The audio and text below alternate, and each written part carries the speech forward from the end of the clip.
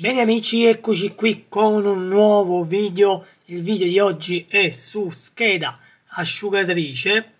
È un'asciugatrice a resistenza, non a pompa di calore. L'asciugatrice ha un problema sulla pompa dell'acqua, rimane sempre attiva, cioè rimane sempre azionata la pompa dell'acqua. Dopo che Antonio ha fatto vari test, Antonio De Leporano, che salutiamo, ha fatto vari test, mi ha detto che il problema sta sulla scheda, e in effetti è così, il problema sta sulla scheda. Bene, Antonio mi ha segnalato sia dove va collegato il galleggiante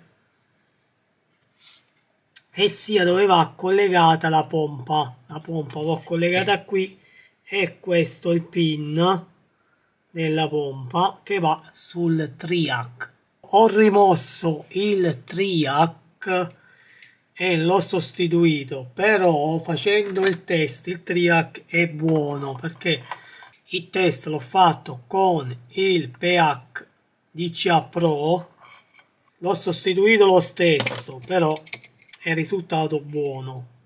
Come possiamo vedere,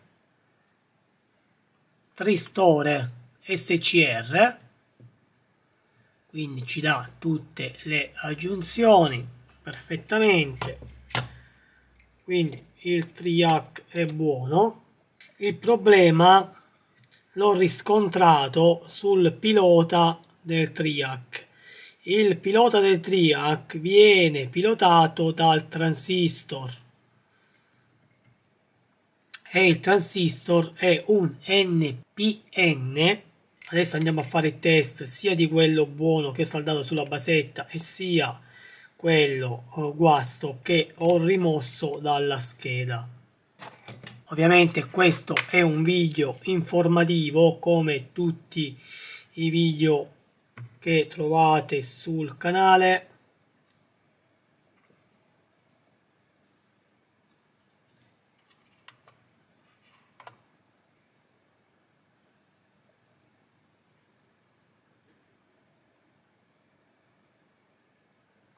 Ok, ci dà diodo giunzione e come possiamo vedere, quando il diodo è guasto o ci segna il segnale guasto oppure ci segna solamente due giunzioni di 3. In pratica il transistor è guasto. Adesso spostiamo sempre con gli stessi colori, così siamo sicuri che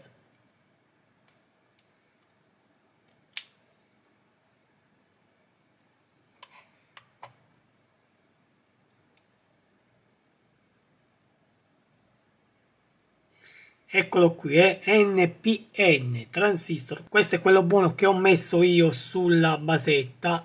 La pompa rimaneva attiva perché in pratica il diodo, essendo guasto, era sempre in conduzione sul piedino del triac pilota, che è questo qui. In pratica andiamola a vedere con multimetro.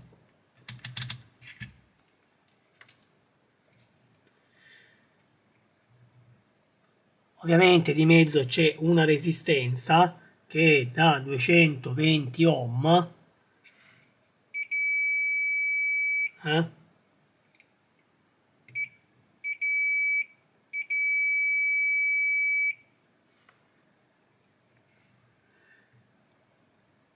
Resistenza non ha nessun valore sopra, ma comunque il valore standard di questi schemi, e quindi la resistenza è buona, perché ho visto altri schemi, la resistenza si aggira sempre intorno a 220 ohm. Bene, adesso giustamente per chi non ha il PIC o PEA, chiamatelo come volete, perché comunque costicchia un bel po', DCA 75, a me io l'ho pagato, non me l'hanno regalato, quindi non mi interessa fare pubblicità, e dall'altro costa anche un bel po'.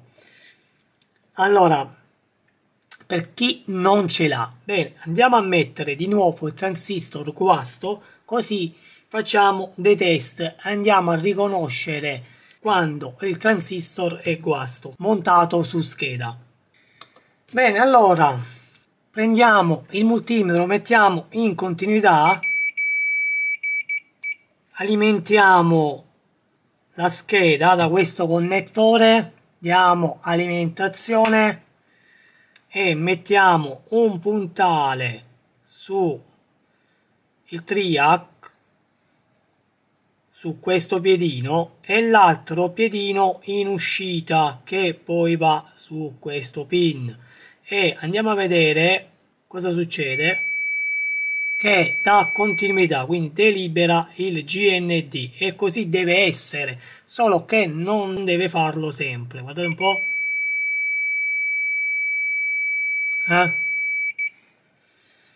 Quindi in pratica che cosa succede? Succede che il transistor è guasto, è sempre in conduzione, fa in modo che il triac pilotato dal piedino gate fa in modo che sia sempre in conduzione. Quindi adesso cosa facciamo? Togliamo l'alimentazione, andiamo a mettere il transistor NPN buono e vediamo se fa lo stesso difetto. Questo è un test veloce per vedere se effettivamente il triac sta in on o sta in off. Di regola dovrebbe stare in off e dovrebbe andare in on soltanto quando il processore dà l'impulso al transistor, automaticamente il triac va in on. Ovviamente questo impulso lo deve dare quando il processore ha la necessità di farlo. Là poi interviene il galleggiante, perché il galleggiante quando è pieno dà l'impulso al processore, il processore è programmato per dare automaticamente l'impulso al transistor e di conseguenza il triac va in stato on. Ok, andiamo a rimuovere, assicuriamoci che non è alimentata la scheda, e come possiamo vedere la scheda è ancora alimentata, cioè l'alimentazione l'ho spenta. Dobbiamo scaricare i condensatori prima di mettere il saldatore sulla scheda, altrimenti bruciamo il processore. Quindi questo è un fattore molto importante. Guardate, ancora è presente la 16 volt sul secondario. Aspettiamo che si scaricano i condensatori. Ok, ancora non ne vuole sapere, quindi andiamoli a scaricare noi, sempre con una lampada.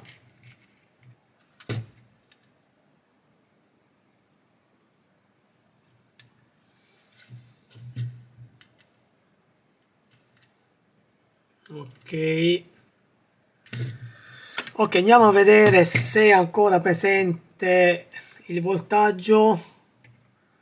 Ok, 0,9, perfetto. Andiamo a rimuovere il transistor.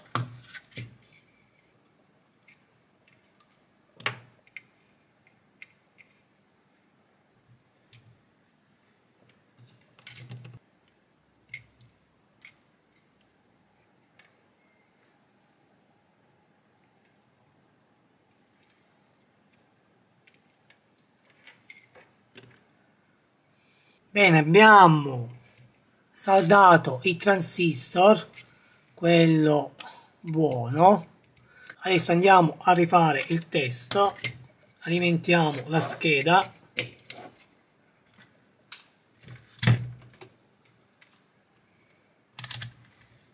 Multimetro sempre in continuità. Diamo alimentazione.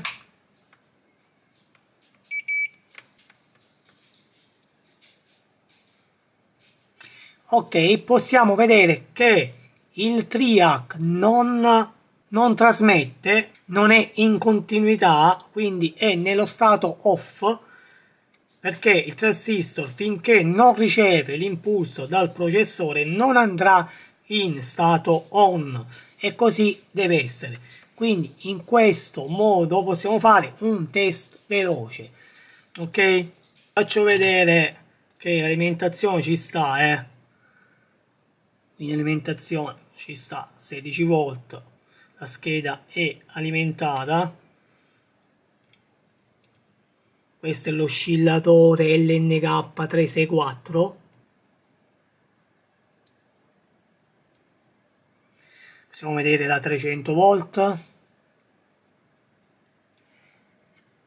uscita sul secondario come abbiamo già visto la 17 volt, 8 volt su diodo di 9 e 5 volt su diodo di 10.